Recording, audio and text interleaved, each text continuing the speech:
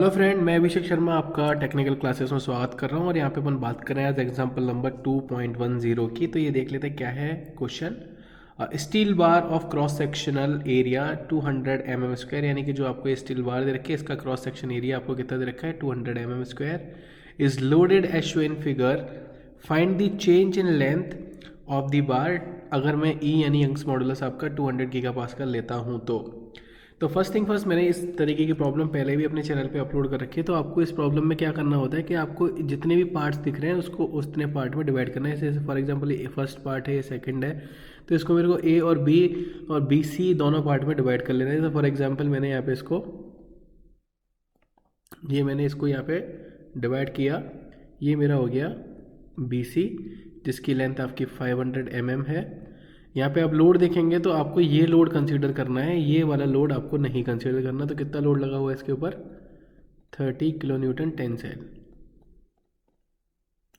इसका पूरा area same ही है। फिर अब मैं लेता हूँ ए बी।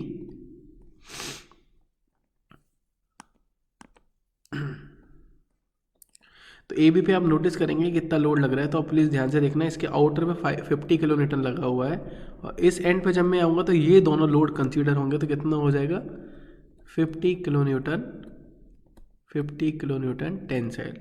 इसकी लेंथ इसने 300 mm दे रखी है। तो मुझे पता है कि अगर चेंज इन लेंथ निकालनी है तो क्या होगा, चेंज इन लेंथ ओवरऑल की। तो चेंज इन लेंथ किसकी, बी सी की, और चेंज इन लेंथ किसकी, ए बी की मुझे निकालना होगा।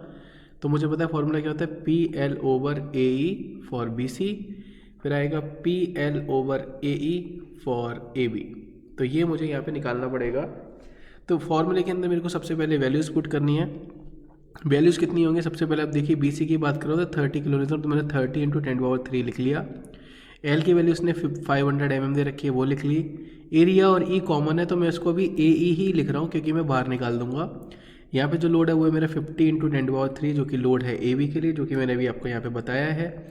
लेंथ इसकी 300 है, ये मैंने लिख ली। और ए ई मैंने फिर कॉमन ले लिया, ए ई मैंने बाहर ले लिया यहाँ पे। उसके बाद आप यहाँ पे देखिए ऊपर कितना है आपका 30 किलो न्यूटन इंटू 500 प्लस के 50 किलो न्यूटन इंटू 300। मैं इसको सॉल्व कर लेता हूँ कितना है। कैलकुलेटर मेरे पास है, कैलकुलेटर से इसकी वैल्यू निकालता हूँ कितना आएगा। देखिए ध्यान से, 30 × 10⁻³ हो जाएगा, मल्टीप्लाई इसके अंदर आपका 500 हो जाएगा। ये वैल्यू आ गई।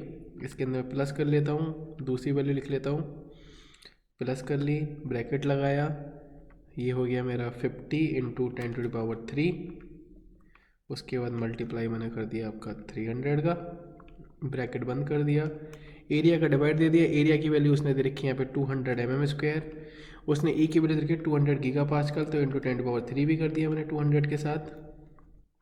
और यहाँ जो मेरी वैल्यू निकल के आ रही है वो आ रही है आपकी 0.75। कितनी निकल के आ रही है 0.75 mm। तो this is basic problem, very simple problem. अगर आपको समझ में आई है तो प्लीज़ लाइक ज़रूर करना, शेयर ज़रूर करना। आप इस मेथड से करेंगे तो आपको थोड़ा सा ज़्यादा टाइम लगेगा, बट यहाँ पे जो मैंने आपको बताया है कि आपको इसको डिस्ट्रीब्यूट करना है और आप इस चीज़ को निकाल सकते हैं। Thank you for watching guys, thank you so much.